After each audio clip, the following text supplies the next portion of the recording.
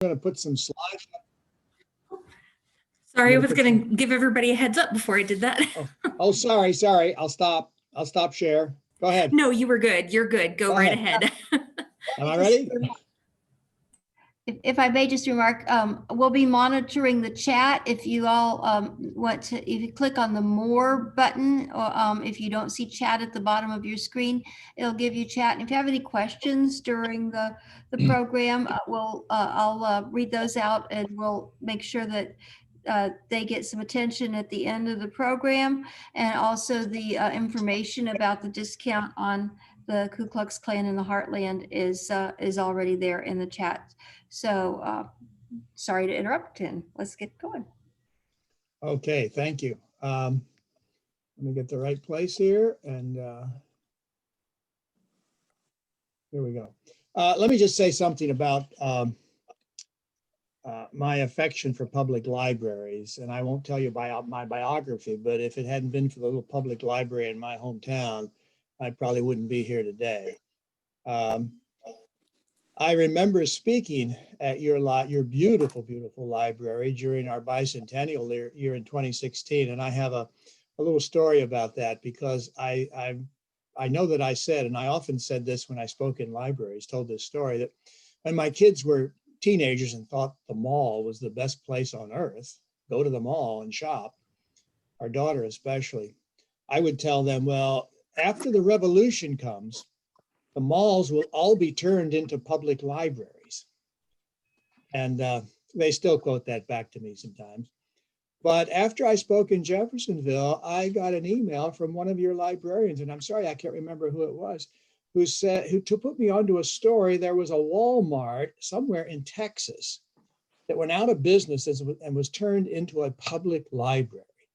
And we can fast forward to 2021. There are a lot of malls now that are struggling and closed and not going to come back. And maybe we should turn them into public libraries, which I think is a force for good and the better life of them all. Well, let's get started on the Ku Klux Klan. This is a tough story. It's a very tough story. It's a story that we tend to ignore. And for a long time, almost a century in Indiana, we ignored this story, assuming it would just go away. Or we created myths. We created alternative stories that were not based on fact, that were fake stories that we made up because they made us feel good. I call this comfort history, or to use the current version of it, patriotic history. The report that came out last week is full of this kind of feel-good fake history. I try to do serious scholarly history and tell the truth as I see it and as other scholars see it. This is the Indiana we wish. It is the real Indiana. It's the Indiana we want to remember. This is the wonderful photographer from Brown County, Frank Hollenberger. This is Indiana in the 1920s. So is this. There were Claverins in every county in Indiana. A third or more white native-born Hoosier men joined the Klan. That's a very large number. And so we need to ask the question, is this a fluke event, as many people have liked to think it was? It just came out of nowhere and it has no significance and it means nothing?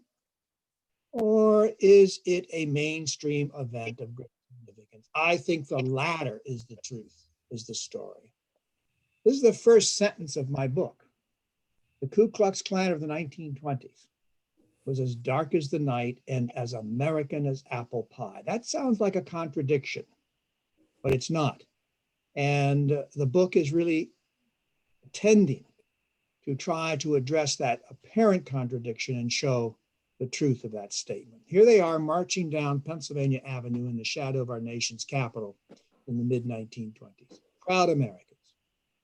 This is often thought to be a Southern organization. It was right after the Civil War, but in the 1920s, it was a national organization with great strength in the North, from New Jersey and New York, across the Midwest to the Pacific Northwest and California. The Klan thrived in the 1920s. And so we need to ask some fundamental questions, beginning with the one who joined. Here's a pamphlet from the Indiana Historical Society Library, our great collection of primary sources of Indiana history. And those primary sources like this are the bread and butter for historians trying to understand our past. Why should you become a Klansman of interest to white Protestant native-born Americans who want to keep America American? The myth, a central myth, was the people who answered that question and joined were, as one reporter wrote, in fact, this was Elmer Davis from Aurora, Indiana, a distinguished New York City reporter by the time he came back to Indiana and reported on the Klan.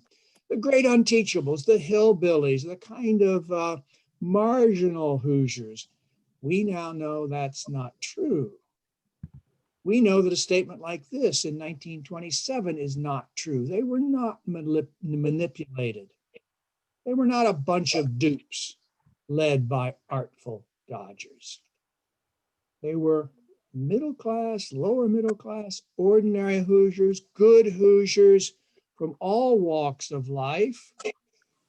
Farmers, factory workers, school teachers, church women, more or less ordinary Hoosiers who thought they were doing the right thing. They were all united in their identity as white native-born Protestants. That's central to the Klan and to the Klan message. And the Klan shortened that into 100% Americans. We are 100% American. And those who are not white, native-born, and Protestant are something else. And this is one of the fundamental dangers to a democracy, I believe, when you create categories of us and them. And the Klan was brilliant in creating that category of 100% American. It's impossible to understand the Klan in Indiana without understanding the partnership with the Protestant churches. This is the insignia on the robe of every Klan member. It's the blood of Christ in the center. It's the Christian imagery.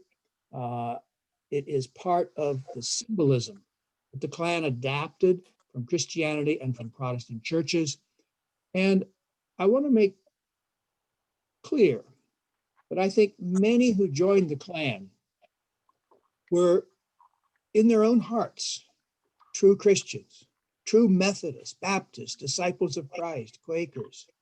I love this photograph from Southern Indiana. This is Otto Ping, a great Indiana photographer. It's testimony to I'm fooling with my slides here. It's testimony to the true, genuine religious belief of many Protestants in 1920s Indiana.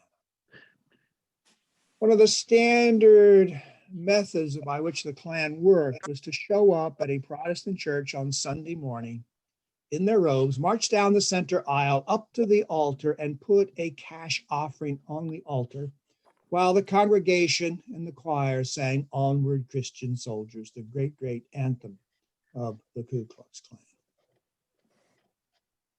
Klan rituals seeped into the Protestant church in all sorts of ways. There were Klan weddings, there were Klan picnics, church picnics, there were Klan funerals. And here the deceased, these are Klan women, are burying one of their own with her Klan robe on the top of the casket. What are they about? The Klan had enemies, those who were not 100% of Americans were Klan enemies, and we start with Catholics. The greatest threat to the nation, they believed, were Roman Catholics, a foreign church led by a foreign pope who didn't speak English, all sorts of things about the Catholic Church that bothered Protestants, celebrate priests and nuns and ritual and on and on and on, and including their parochial schools, which the Klan said were threatening to take over Indiana and America. And so there are conspiracy theories of all sorts. We didn't invent conspiracy theories or conspiracy theories or QAnon in 2021. Here they are, I love this one, recruiting African Americans to become Catholic priests, or guns stored in the basement of Catholic churches to be used when the revolution came, when the Pope moved to Cincinnati, or Washington, D.C. All kind of conspiracies. There is occasional violence, and while we're talking about Catholics, this is one of the most documented examples that I know of. It's a little town in northern Indiana, which had pretty good Catholic relationships. The Cadillac dealer there was a Catholic. But on this particular Tuesday morning, the Klan bombed the Catholic parsonage and did considerable damage. No one was hurt, but considerable damage. This raises the question of violence, and let me say quickly that the Indiana Klan was not violent. In fact, the Klan strongly cautioned members to behave peacefully because we are good Hoosiers. We are normal Hoosiers. We are not some vigilante terrorists running around Indiana and lynching people. Indeed, and this is an important point. There is no evidence for any Klan lynching in Indiana in the 1920s. Zero, none, not a single one. The lynching that occurred in Marion, Indiana, was not a Klan lynching. And I wrote a book about that lynching if you're interested in listening or reading my argument on that subject. So there was very little violence. There was intimidation. There were threats. There were occasional beatings, a lot of intimidation. But violence, harsh violence, no. Catholics are the first enemy, and they're very much related to immigrants because many immigrants are Catholic, Irish Catholic, German Catholic, and then by the 1920s, immigrants from the really, really, really bad parts of the world, Eastern Europe, Poland, and Czechoslovakia, and Italy, Southern Europe. These are never going to become 100% American people, the Klan said. They don't speak like us. They don't think like us. They are not even white. They're just not American citizen potential. And so in 1924, the Klan was one of the major groups pushing Congress to pass the most significant immigration bill in our history, which instituted a quota system. Would-be immigrants from Northwestern Europe, Great Britain, et cetera, could still enter the United States. Immigrants from Eastern Europe in very, very small numbers, all minuscule numbers. Immigrants from Asia, not at all. That system of restrictive, prejudicial immigration lasted until 1965, and the Klan was very, very pleased about it. Of course, Jews are the enemy. If you know American history, you know that anti-Semitism runs through the United States, brought by Protestant Christians from Europe and deep in the culture, in fact, flourishing in the 1920s. The Klan picked up on this, promised occasionally to boycott Jewish businesses in some towns. This is Daisy Douglas Barr, one of the great, great Klan leaders and orators who spoke all over Indiana and was a brilliant, brilliant Klan organizer. Another enemy, of course, are African Americans. African Americans are pretty much kept in their place by all sorts of Jim Crow restrictions, formal and informal, in Indiana. That's a long, troubled history. But there's attention to African Americans, even though they are kept in their place as second-class citizens all across Indiana.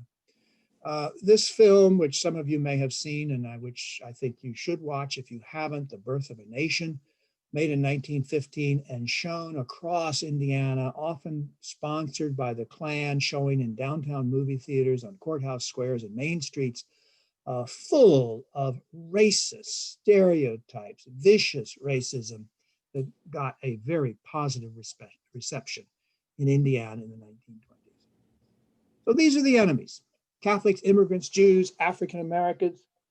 Klan usually didn't speak like this fellow from northern Indiana. They were in public tending to be more polite. In private sometimes, and this was a closed meeting, they spoke like this. These are the enemies. These are traditional enemies of white Protestant Americans.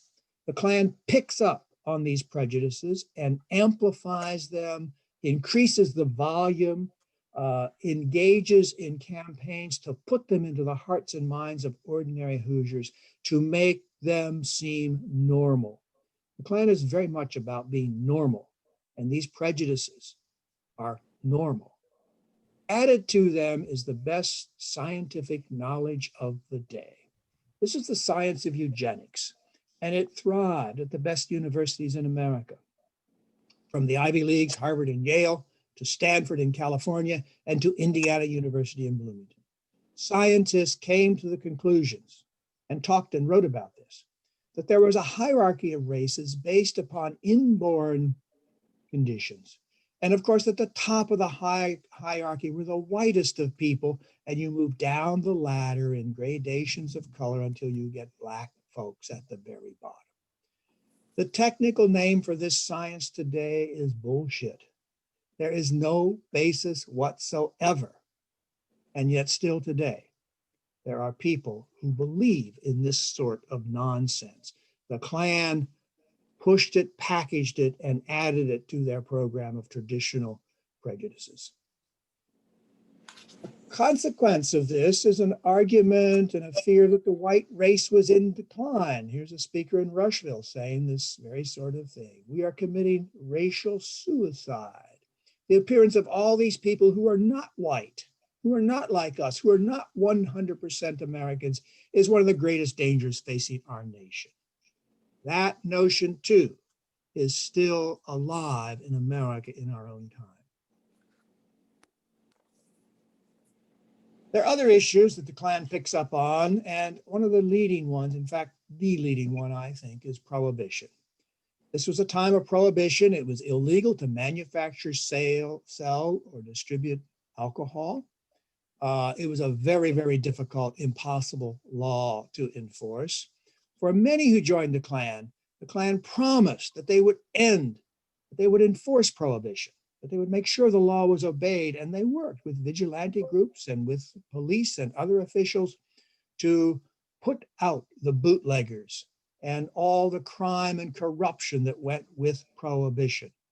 This, I believe, was a special issue in Jeffersonville, which had a reputation for being friendly to bootleggers as well as gamblers and other forms of corruption. And the Klan did, in their weekly newspaper, the Fiery Cross, did pick on Jeffersonville as being particularly evil in allowing bootleggers and gamblers to work their way. Part of the problem the Klan said, and I'm not saying that you should believe anything you read produced by the Klan in the 1920s, but according to the Klan, the Jeffersonville chief of police, John Cole, was a Catholic, and that's all you need to know. This Catholic chief of police was not going to enforce prohibition. The prohibition was a serious issue, and so was the kind of sin that seemed to be taking over America in the 1920s. This is the Jazz Age, the time of flappers. And the best example of it that you can see in all sorts of ways are the movies that showed on main streets and around courthouse squares in small towns and big cities. And look at the Hollywood films or the advertisements for them and see how, and you can understand how this reckless disregard of conventions by this flapper and her associates would have upset good, God-fearing Methodists. These are people, I believe, of genuine conviction. This small group, American flag on our left, the Christian flag on the right, put their masks up because they were not ashamed. They were proud to be members of the Ku Klux Klan. And I believe that most people joined the Klan knowing, willing, and eager to carry forth the Klan's message, the Klan's purpose to save America, to redeem America, to bring America back to what it once was. I want to make clear that women joined the Klan, lots of women. And here they are in Newcastle. All of them have their masks up except one woman on the right. I'm not sure what her story is. Maybe she was out at night and didn't want her husband to know. Women played a very important part, a very important role in the Klan, particularly in fighting the battle against parochial schools spread by Catholics and in fighting the battle to make public schools, the Little Red Schoolhouse, even better. They were engaged in a reform. the Klan in general and the Klan women in particular, to lift up public schools and public libraries and hospitals, and to stop the graft and anarchy that was destroying America. Very important to understand the Klan is to understand that it was not a bunch of rubes, that it was a very sophisticated, organized business. This is the Klan manual, again, from the Indiana Historical Society Library. And it's full of detailed examples of how to run a Klavern meeting, how to elect officers, what the program should be, how to organize other events, how to recruit new members, how to collect dues, all the aspects of running a business organization in this Klan manual, a very sophisticated organization that knew very well how to put on a show. And the great Klan show were the parades. Dozens and hundreds of parades across Indiana. They were exceedingly good at parading. Long lines of robe marchers, big American flags, cars with electric crosses on them, and always a marching band, usually more than one marching band. This is the band commonly labeled the greatest Klan band in Indiana. It's the band from Muncie, Indiana. They're wearing their purple capes with their hometown written on them. They've got all the instruments. They're lined up ready and getting ready to parade. I like this photograph. In the front left, you can see a big saxophone. There's some literature in the 1920s that argues that the saxophone was really the instrument of the devil, because, you know, when those flappers are dancing and gyrating on the dance floor in these roadhouses outside of towns like Jeffersonville and even Bloomington, it's the saxophone. It's the music of the saxophone, the syncopated saxophone, playing what critics call jungle music that gets them so excited and so ready to commit sin. So the saxophone here appears in the Klan band, which I like. The Klan was also good at putting on rallies, huge rallies all across the state. The biggest, the most popular of them was held in Kokomo over the 4th of July in 1923. Thousands and thousands of people came from all over the Midwest. Days of picnics and speeches and games and just lots of fun and lots of serious enterprise, talking about the goals and purposes of the tremendous Ku Klux Klan. The Klan produced its own sheet music. This one, its own song to the tune of the old rugged cross.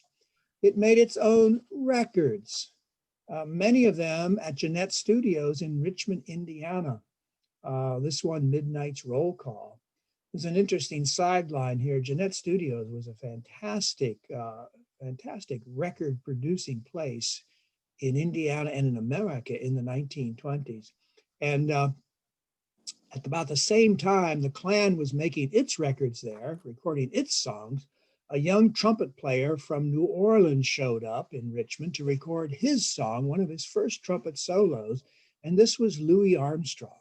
So we have the great irony of Louis Armstrong and the Ku Klux Klan making records in the same studio. So Gennett is like a good American business. It cares only about the color of the money. Perhaps most sophisticated, the Klan made films, 2 films. This one made in Indiana, The Traitor Within, that showed not only in big venues like Cato Tabernacle in Indianapolis, but across the state, often in church rooms, as well as in downtown movie theaters. Again, sophisticated messaging by this very smart organization. The Klan also had its own weekly newspaper, the Fiery Cross, and it's now digitized, and you can read, you can keyword search every issue of the Fiery Cross, and you can get, you don't need to, I spent weeks reading the Fiery Cross. You don't need to do that. You can read an hour or 2 of the Fiery Cross and get a pretty good idea of what the Klan was about, who the enemies were, and the kind of outrageous conspiracy theories that the Klan propagated in its weekly newspaper.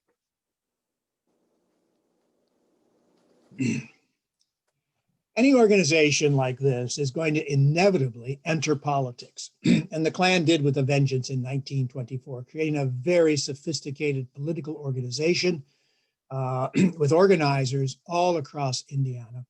And in the fall elections of 1924, swept the state. The majority of legislators elected were Klan members or sympathetic to the Klan. The governor elected, Ed Jackson, was exceedingly sympathetic to the Klan and very close in alliance with D.C. Stephenson, who I'll mention in just a minute.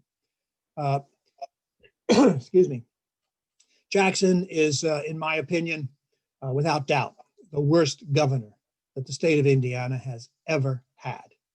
A very, very dark record of his administration, not just for the Klan, but especially for the Klan. There's one interesting sideline here to the Klan sweeping the state. In alliance, I should say, with the Republican Party, there were some Democrats who were supportive of the Klan. It caused great, great consternation for both parties, but it was the Republicans who generally decided that their best interests, and the best way to get elected was to form a partnership with the Klan and to become approved by the Klan as it vetted candidates and told voters who was friendly to the Klan and who was not. So it was a Republican Protestant ticket that swept the state in Indiana. That's important for Southern Indiana, because while we have only bits and pieces, it's pretty clear to me that the Klan was not as strong in Southern Indiana as it was in Central and Northern Indiana. Don't get me wrong, it was strong. It had many members in Jeffersonville and in Terre Haute and in Evansville. It was very strong in Evansville, in fact. But not as strong as in Indianapolis and Kokomo and Muncie and other parts of Central and Northern Indiana. And part of the reason for that is that Central and Northern Indiana tended to be more Republican than Democratic, and Southern Indiana tended to be much more Democratic. In fact, Southern Indiana in the 1920s, Southern Indiana until the 1960s, as many of you doubtless know, was mostly Democratic. There were some exceptions, but most of Southern Indiana voters voted Democratic in every election since the Civil War down to the 1960s. And so the Republican Protestant ticket did not do as well in Southern Indiana, including in Jeffersonville, where, from what I can tell, and again, we don't know, Carl Kramer writes about this in his History of Clark County.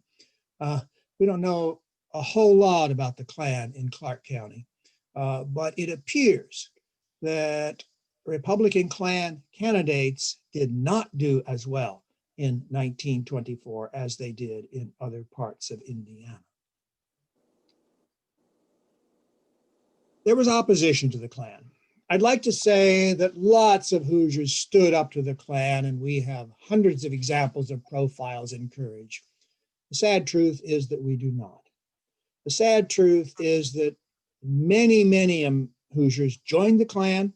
Many, many others remained silent, not taking a public position on this controversial organization. On the other hand, there were Hoosiers who stood up, and not surprisingly, leading the opposition were Catholics. Catholics were beginning to move into the middle class now. They were beginning to get away from their immigrant status. They were beginning to say, wait, we're Americans. We're 100% Americans. We're not going to take this kind of stuff. And they organized. Catholics led in forming an organization, the American Unity League, which was very effective. It published a paper. It sent speakers across Indiana to condemn the Klan, to stand up to this organization. And one of the impressive things to me about the American Unity League is the kind of quotation I have here on the screen. And they often argued this. This is not a Catholic fight. It's not we as Catholics who are saying the Klan is an outrageous affront to American values. It's we as Americans. And so the American Unity League worked very hard to unify, to bring together Jews and Protestants and African Americans even into supporting their effort to condemn the Klan, a very important organization. And its weekly newspaper was a very important force for providing alternative facts to those in the fiery cross. It's called Tolerance, and it's full of exposés of the Klan, such as the membership list from Marion County, one of the great embarrassments for some Klan members in Indianapolis and Marion County. So that's Catholic opposition. There's also African-American opposition, and it comes particularly from the NAACP, the great civil rights movement of the 20th century. The NAACP had formed branches during World War I, or time of World War I, in many of the larger towns and cities in Indiana. And they revived as the Klan began to assert itself in 1923, 24. These NAACP branches revived, stepped up, began to organize, began to make posters and have meetings to condemn the Klan. We know what 100% Americanism is, and it's not Ku Klux Klanism, as this branch, Indianapolis branch poster states. There's, of course, also Jewish opposition. Jews in Indiana are small in number, but again, they, like Catholics, are moving into the middle class, away from their immigrant status, moving closer to the mainstream. And of course, Jews have this wonderful tradition of rabbis who are educated and sophisticated. And here's one of the greatest of them. He had counterparts, Rabbi Freilich in Terre Haute and Hammond and other towns in Indiana. And these rabbis in particular could stand up and could speak to American values in a very impressive way. So there's opposition there too. There's opposition from some newspapers. The Indianapolis Times won a Pulitzer Prize for exposing the Klan. I'd like to say that lots of newspapers stood up to the Klan, but that's not the truth. I've read a ton of Indiana newspapers from the 1920s, and many of them chose to remain silent. They needed subscribers, they needed advertisers, and the Klan was simply too powerful, too divisive, too controversial to take a risk. And so many newspaper editors sat in smoke-filled rooms and talked about what they were going to do. And at the end of the day, decided they were going to either support the Klan or more often just remain silent and provide only neutral reporting. There were a few beyond the Indianapolis Times that did stand up to the Klan. I think the paper in Jeffersonville did for a while, South Bend Tribune did, Fort Wayne News Sentinel, and a few others. Lawyers are an important group because they are leaders in their local communities and they understand, or ought to understand, the rule of law. The Klan is very divisive, however, for lawyers, because you're going to lose business. You're taking a risk. Everyone knows who you are if you condemn the Klan. Nonetheless, the Indiana Bar Association met at West Baden in 1923. Those of you who know the history of West Baden and French Lick in the 20s know that there were lots of opportunities for sin in West Baden. It was a wide open community. One of the reasons why so many organizations had their annual meetings there, as did the lawyers. They had a heated debate at West Baden about what to do about the Klan. And many wanted to remain silent, but this lawyer from Kokomo, Conrad Wolf, spoke elegantly on hate and values and the rule of law. And the Bar Association voted at the end to condemn the Klan, one of the more outstanding examples, I believe, of standing up to the Klan. Now, I'd like to tell you that the Klan's decline was quick and easy. The opposite is true.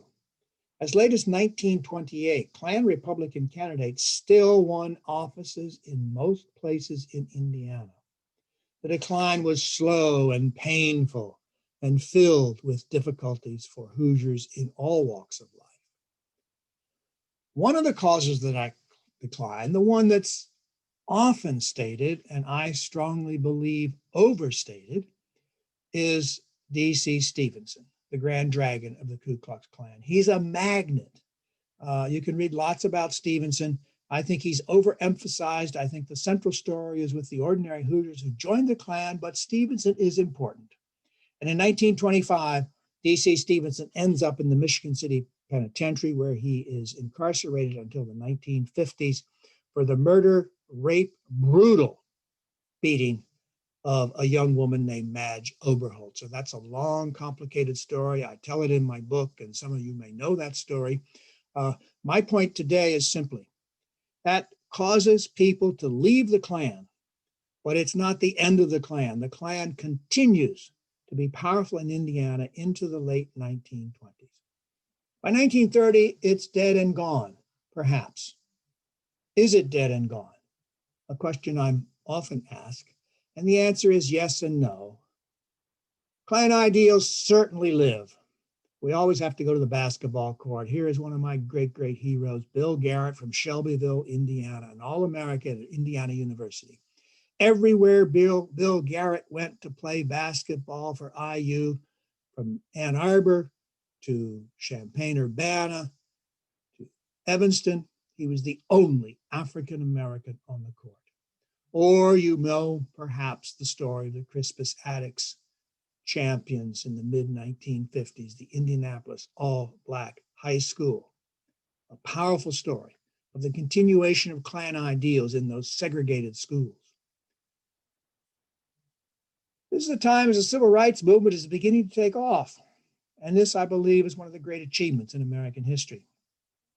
These ordinary peoples who march, not just Martin Luther King, but ordinary Hoosiers like these folks in downtown Indianapolis, marching for justice and equality for all, a very, very important part of our history with immense consequences for the good, mostly, I believe.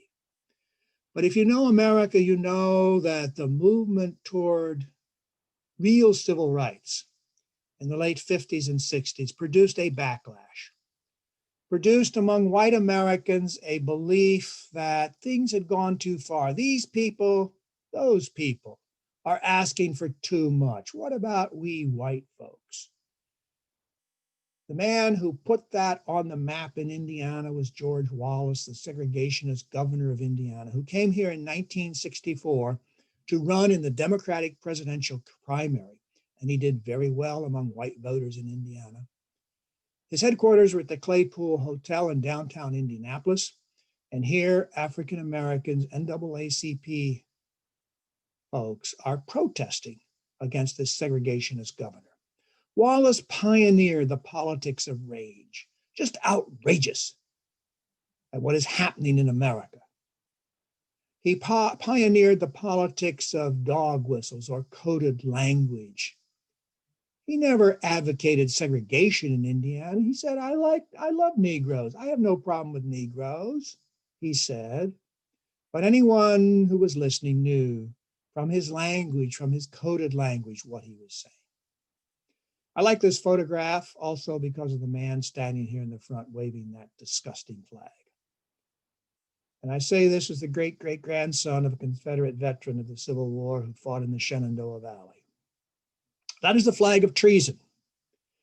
That battle flag did not begin to be waved until the 1950s and 60s when the civil rights movement began to flourish.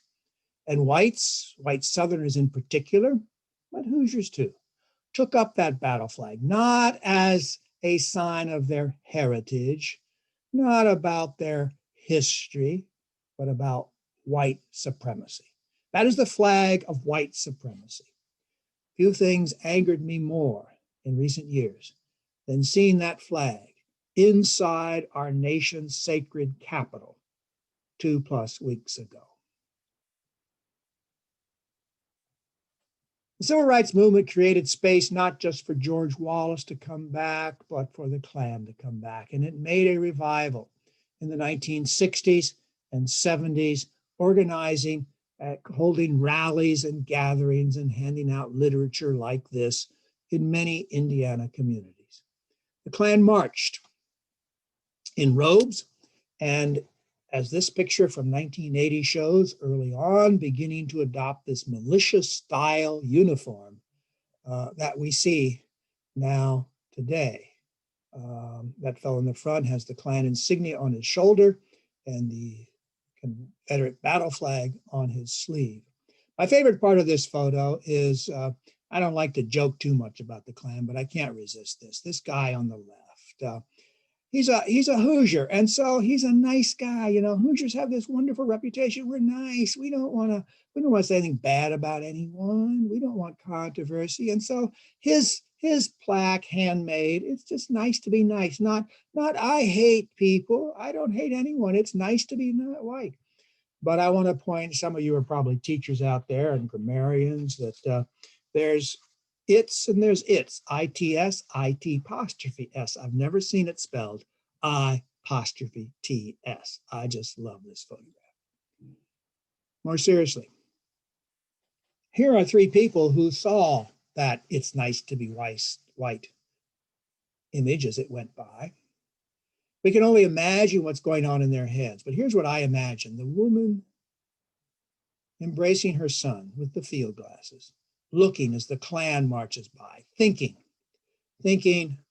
what am I going to tell my boy when he's 14 or 15? I'm going to have the talk with him. I'm going to have the talk about being careful, about what to do when he can drive a car so he's not pulled over for driving while black. The talk, the trauma, the anxiety that the Klan could still, as late as 1980 and today, create for all Americans, all good Americans, but especially for African Americans who have in their families stories, generations of white people doing horrible things. There is some racial violence in this revived Klan. The Bloomington market, tragically firebombed, and even more so the murder of Cal Jenkins in Martinsville. I write about these stories, but they're too complicated to say much about today. The direct descendant of the Klan is our good friend Matt Heimbach from Paoli. An interesting career, a very sophisticated, smart guy who was one of the main organizers of the rally in Charlottesville, Virginia in 2017, the rally that President Trump said had good people on both sides. This is part of our history, part of our lives today. The kind of white supremacist display, performance, politics represented by Charlottesville and succeeding events.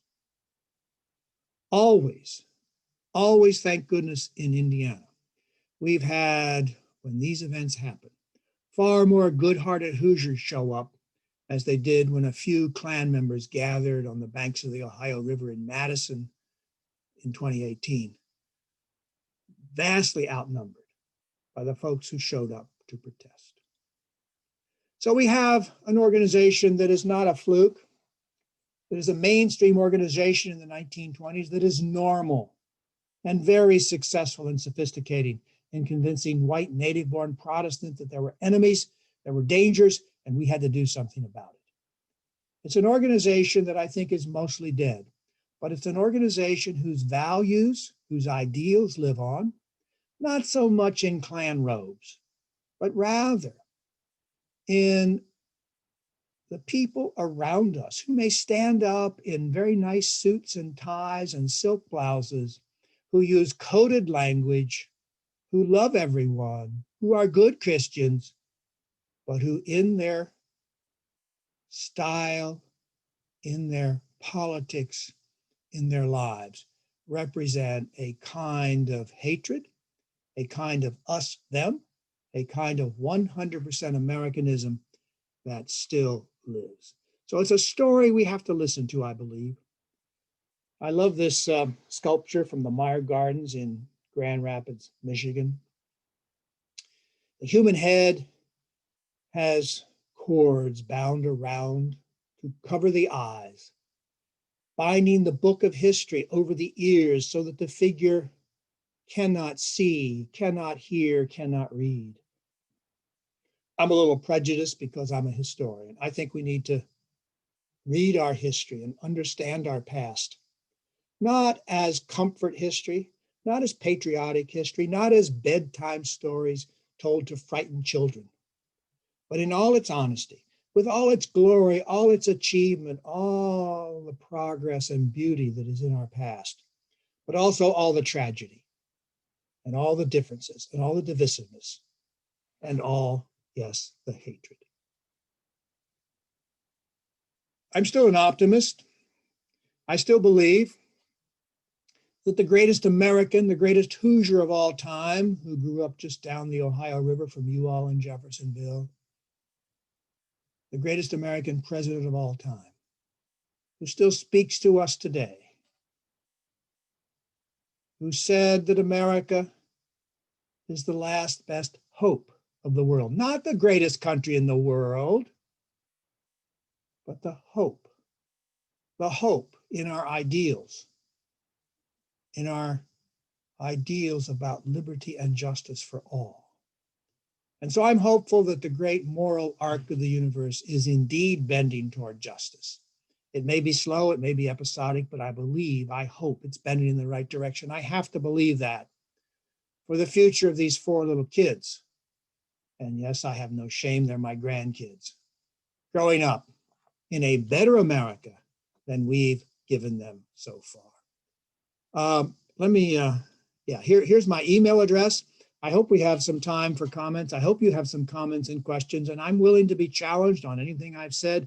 You do not have to agree with me. This is a free country. You can have your own views on any of this. But if you want to say something to me offline, here's the easiest way, my email address, and just send me an email and I'll try to answer you. So that's the end for me.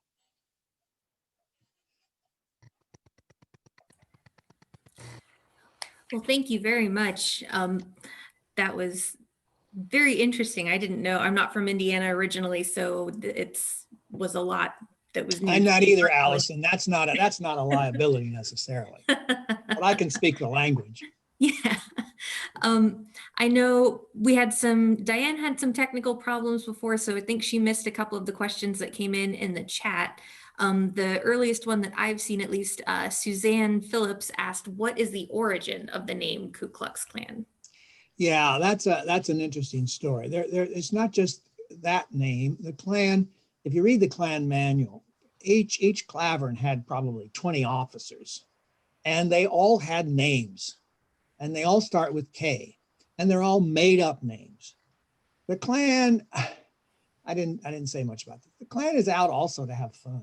These are normal American Hoosiers, and they don't want to be dull and boring and just focused on the primary purpose. They want to get together at their weekly Clavern meetings and in their parades and rallies and have fun. So they eat fried chicken and they sing and they talk and they have a lot of fun. Boys meet girls. There's a lot of fun in the Klan. And part of their fun is the ritual. Just like the Masons and the Lions, and they all had rituals. And the Klan goes very far in these rituals by creating all of these made up names that just sound pretty good. And I want to make a more serious point here. As I said earlier, the Klan was a great marketing organization. They knew how to sell the product. And these silly rituals were taken very seriously often, and they have power. We all, when someone today says Ku Klux Klan, something pops immediately into our heads, and we step back and we say, "Ooh, wait, what? What's that?" We notice. And this is 100 years later, and that brand still has the branding power of Coca-Cola or Crest toothpaste. This is a very sophisticated organization. All right. Another one that I'm not sure that Diane saw. I know she was going to do most of the chat stuff, so I'm stepping in for a little bit here. But Susan Schiller asked, since you kind of began your talk in the 1920s, was the KKK not active in the post-Reconstruction period in Indiana? Good question. And we really have 3 clans, and it's important to separate them. The Klan of post-Civil War Reconstruction America in the late 1860s and 70s. is exclusively a Southern Klan, white Southerns, many of them Confederate veterans. And just remember, they lost the war, and thank God they lost that war. Confederate veterans not willing to accept the consequences of that war. The major one is African-American men, at least, are citizens and can vote, and slavery is ended. Very few consequences in all of American history are more important. But those white Southerners are not going to accept that, and they organized to resist it with violence after the Civil War. That's the first Klan. The second Klan is the one in the 1920s that is nationwide, that is very powerful in Indiana. The third Klan is the Klan that begins in the American Civil Rights Movement in the 1960s and is not so powerful and is composed mostly of unteachables, unlike the Klan of the 20s, and is mostly committed to white supremacy, though they have other enemies too. They pick on gays and Jews sometimes, and, liberals. But so we have three clans. And the biggest and most powerful one by far is the one in the 1920s. That's the one that is normal. That is America. That is American history. The other two, not quite so much. Gotcha. Thank you. I've got it from here. I had that. That was the first one I got with Susan. So if that's done, the next one is: do you think the internet has fostered a resurgence of KKK sentiment, from Fred Holt, by allowing clandestine communications among those who harbor such sentiments? Yeah, of course it has, and that's a major source of concern now. The fellow I mentioned briefly from Paoli, Matt Heimbach, is a college graduate and was very sophisticated early on at using the internet. He had his radio show on the internet. He had all kind of communication. He used it for recruiting fellow like-minded people. He worked in Europe as well as in America. That is all very dangerous. Some of these people, we have to be very careful here. And I said unteachables, and some of them are unteachables. They really are deplorables, to coin a phrase. In so many ways, I don't know where their heart is as well as their head as good Americans. But they're not all ignorant. And some of them are very sophisticated in using the internet and other forms of communication and organization to carry out their vile purposes. I don't want to say a whole lot about the Capitol incident. I'm happy to if you wish, but just as it's relevant here, I think in some ways it was amazing what happened 2 Wednesdays ago. In other ways, it was a colossal screw up. They didn't know what they were doing. They had no organization. They get in there and they look up like yahoos at the dome. Well, I'm glad they noticed there's a dome there. But thank goodness. But we might not always be so lucky. Or maybe we're going to get luckier. I have no idea. I can only do the past. I don't know what's going to happen. But we live in times where we're all anxious, not just about the internet communication, but about our fellow American citizens who probably, most of them, never go into a public library except to use the Wi-Fi. Sorry, I'm being harsh there. I don't know that for a fact. Maybe they're checking out lots of books from the public library, but I doubt it. All right, but a question from Harriet. Can you touch briefly on your last chapter from the book with regard to Mike Pence and the religious freedom law? Okay. I don't usually bring that up, but I'm happy to talk. I don't duck questions. I'm sorry, folks. And again, you do not have to believe what I'm telling you. You are an American citizen or a human being who has the right to come to your own conclusions. The question is, and I write about this in the book, the support of the RFRA, the Religious Freedom Act of, what year was it? 2015.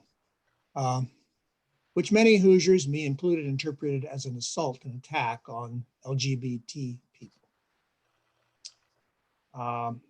It It wasn't about religious freedom, not primarily. And Governor Pence pushed that, and his supporters on the very conservative and Christian side of the spectrum were delighted with it. There's a wonderful photograph of the signing in his office. If you haven't seen that, get it online and look at it. One of the great photographs in Indiana history.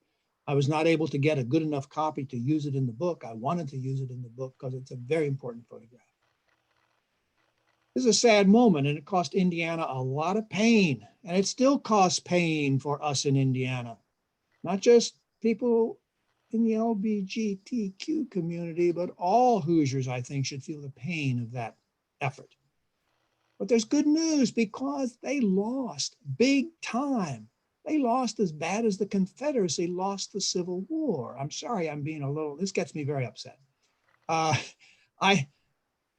They lost because just a few days later, they had to retreat and pass a modified version of it.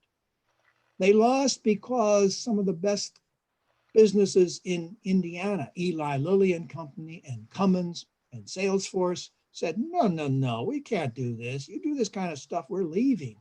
They lost, I think, also, and you all probably have as good a sense of this as I do. I just know that around kitchen tables in Indiana, young people said to grandma, to dad, you know, I'm gay. I'm still your granddaughter. What are you going to do about it? They came out. Lots of Hoosiers have come out. And lots of Hoosiers who are not gay have developed a different understanding of sexuality and of the world than we had 3 or 4 decades ago. I think this is a bright spot. This is my personal opinion now. You do not have to believe this. I think this is a bright spot in Indiana's history, and it's one that deserves to be celebrated. It meant that Mike Pence,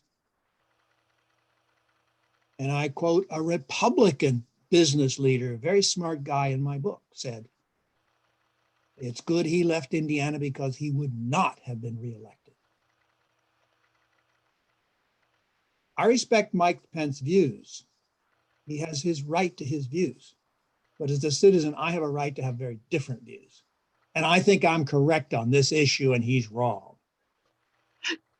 Sorry if I offended anyone. You have the right to have your own opinion. A question from Melissa Weishart, who is Floyd County's genealogy and local history librarian. I'm Melissa. A patron once asked me for information on the Klan in Floyd County, and we didn't have anything. I went through old newspapers and found that the editor of the New Albany Daily Ledger was very anti-Klan and published whenever he found out who one of the members was. To retaliate, the Klan purchased a tiger from a traveling circus and set it loose in the Ledger office. That's a great story, Melissa. That's a great story.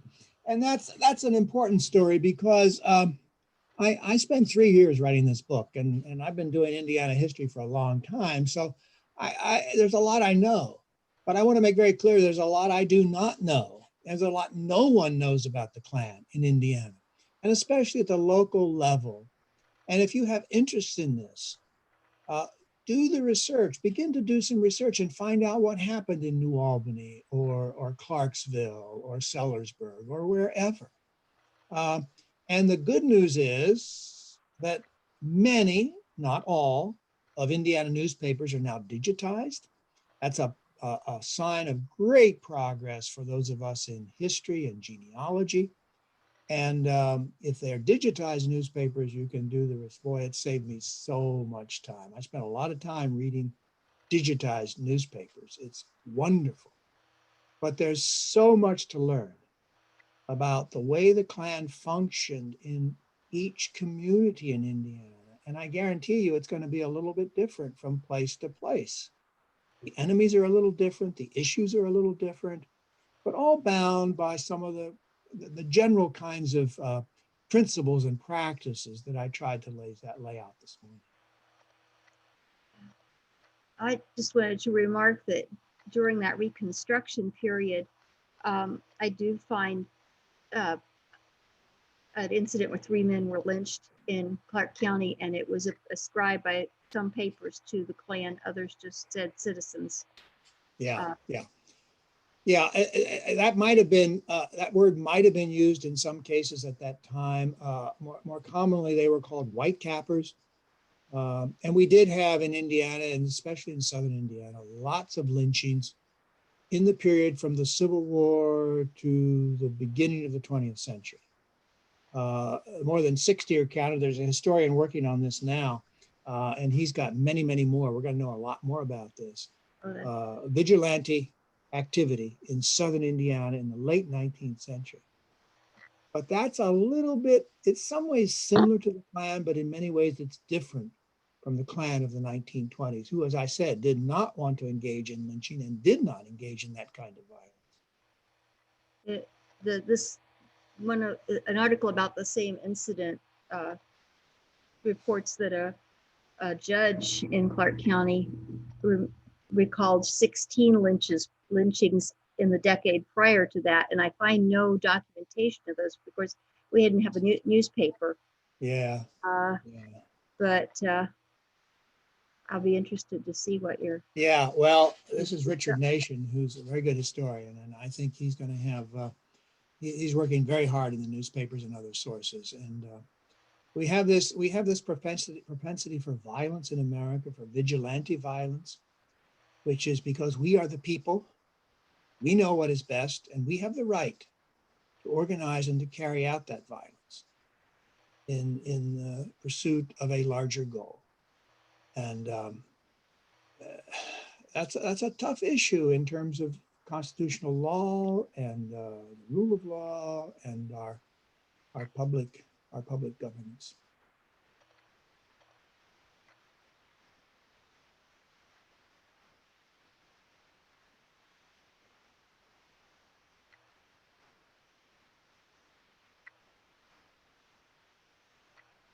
One more question for me. I just wondered, in the current white supremacist movement in Indiana, if you've seen a lot of evidence of involvement in other criminal activities like money laundering, drug sales. Yeah. Well, there has always been the Klan that began in the 60s in Indiana. And I read a little bit about this in the book. Some of the leaders, many of the leaders, not only skirted the law in what they did in the service of white supremacy, but skirted the law also in other ways. They just had a kind of lawlessness and meanness to them that led them to believe they didn't need to obey the law, whether it came to drugs or other kinds of corruption and violation of the law. So within the Klan in Indiana in the late 20th century, there's a very great disrespect for the rule of law. I think that's also the case in today's it's absolutely the case in today's white supremacist movements and other kinds of white nationalist movements and their related brothers and cousins. I mean, the Boogaloo Boys and the Proud Boys and the QAnon people, they have no interest in the rule of law. And whatever your views on the issues, I find it very hard to accept any argument against the rule of law. If we give up the rule of law, we're finished. It's from the very beginning, from 1609. The rule of law has been one of the major forces for making America America. We've done better with the rule of law than just about any other, I'm going to say it, any other nation in the world. We can't give that up. We can't give that up.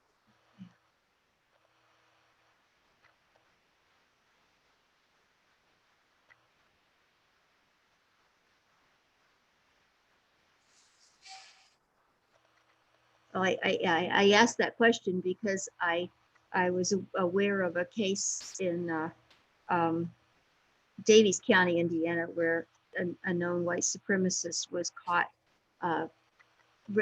fundraising for a national politician's campaign, but he wasn't really fundraising for the national politician's campaign. He was pocketing it all. Yeah.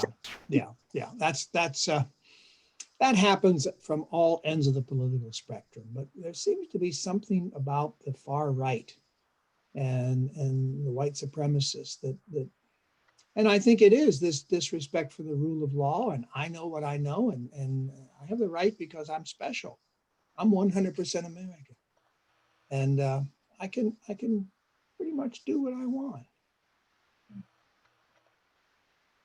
A few more comments have come in. Looks like they're all more in the thank you and just general commentary range than questions. But Ms. Niehaus says, wonderful lecture, thank you. Nancy DeLulu says, enjoyed the presentation very much, learned much that I didn't know, and we'll look forward to other talks by James Madison. We might have to talk about that. And Shauna Graff says, thank you for this lecture. This is a perfect example of how important our libraries are. Having this via Zoom allowed me to share it with others as we were traveling in the car. Wow. And Susan Schiller says, so totally interesting. Thanks. Look forward to more from Mr. Madison. Well, I want to thank the library and Diane and Allison for organizing this, and you all. And I do want to say again that here, if my wife were on here, she'd tell me I say too much. When I'm in public and she's in the audience, she sits in the front row and she goes like this when I get carried away, as I did with the question about Governor Pence. And I'm not going to change my views, and I'm not going to apologize. I'm just going to say again, but those are my views as a citizen. And I deeply, deeply believe that everyone has the right to have your own views on this subject. I would hope informed and thoughtful, but absolutely your own views. And if you disagree with me, I'm perfectly okay with that. I hope you're okay with me disagreeing with you. So, but thank you all very much. It was a pleasure to talk to you, and I want to be on the sunny side of the Ohio River sometime soon. So thank you all. Yes, thank you. And thank you all for coming. All right.